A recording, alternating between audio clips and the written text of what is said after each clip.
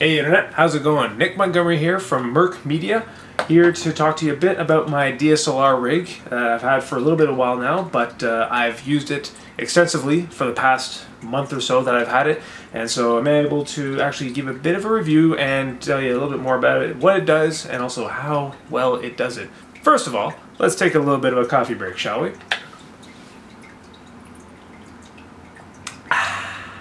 Ain't that good. This is a little special gift from Sin48, aka my girlfriend. It's almost identical to the actual 24-105 zoom lens from Canon.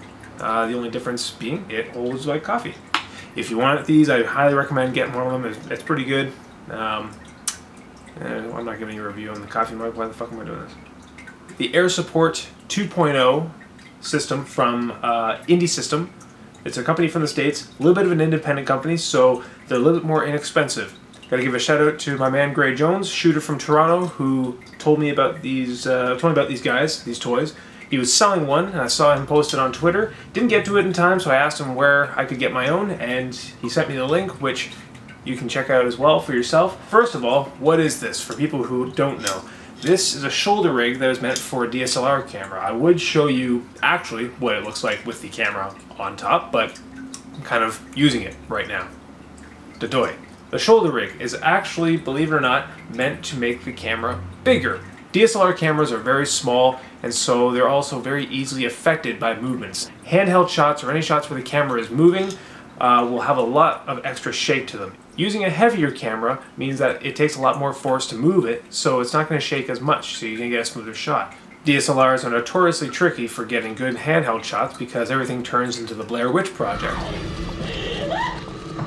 The whole thing is made out of aluminum and carbon fiber. This whole thing weighs about maybe 5 pounds. I don't know, I'm really bad at gauging the weight of certain things. Quick release plate, so if you can remove the camera in a snap, take it off, be able to transfer it over to a dolly or something like that, throw it back on. Nice comfortable shoulder pad.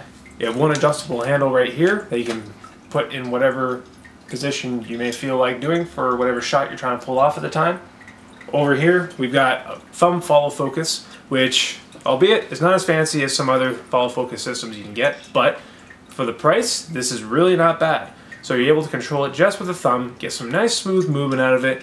You can see the gears giving a turn there.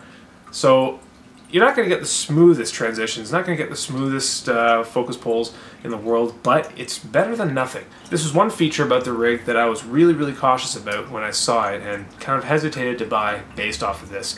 But now that I've got it, it's actually really decent. You have an accessory bar here with a bunch of ball pivots on it, so you can put a monitor, or if you're recording to an H2 or anything like that, you can put them on top of here. This actually came pre-assembled, but if it comes in pieces, it comes apart pretty nice and stows away really nice. So the whole thing actually gets pretty compact for travel. So even if you're keeping it all together, this is pretty simple enough. Or the whole thing comes apart pretty easily and only takes a couple minutes to set up. You can throw yourself a tripod plate and be able to mount it to a tripod. And then if you're ready to take it off the sticks and then go for another shoulder mounted shot, it's a matter of just quick releasing it and off you go. Now the gears that are meant to turn the focus itself are really easy. They're magnetic. It's their own little snap system, snap gears I guess they call them. And it comes with a series of them for all manner of lens sizes and extra little pads so you can adjust to get it nice and firm and be able to get that smooth focus movement out of it. A couple elastic bands. And it comes with a matte box, which is really like the cheapest matte box you can get, but it still gets the job done and is better than nothing.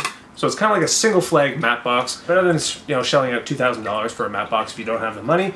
This is going to be able to block out some of the light. So what did this whole thing cost? Well, right now it's about 450 bucks off of Indisystem directly and $40 flat shipping. So still, it's about a $500 rig. Still a really good price when you think about it. If you can just get past the idea that you gotta shell out a lot of money for your camera accessories, this is just absolutely perfect for a budget for $500, especially considering that if you get something similar from Zacuto or Red Rock, you're looking at anywhere from $600 to $2,500 easily. The big test actually came when I shot at TIFF a few weeks ago, where this baby was being used extensively, exhaustively for a week straight almost for shooting, and so about 6 days total, morning and night, just run, constantly moving, constantly on the go.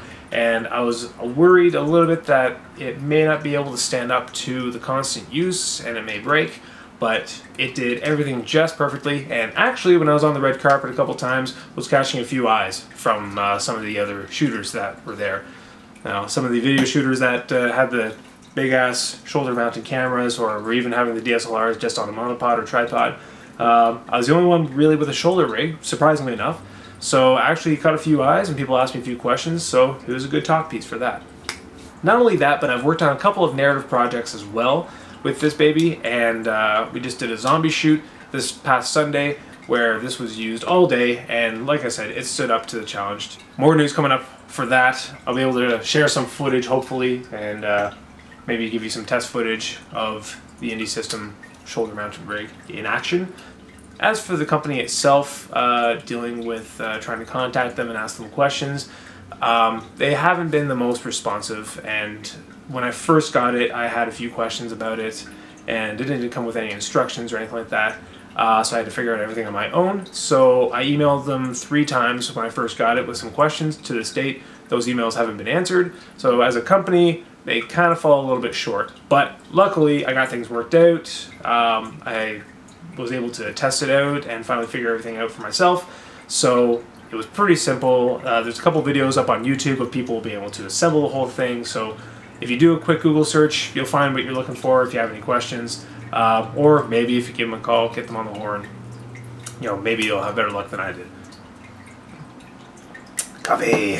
So there you go. AirSupport 2.0 shoulder mounted rig from Indisystem.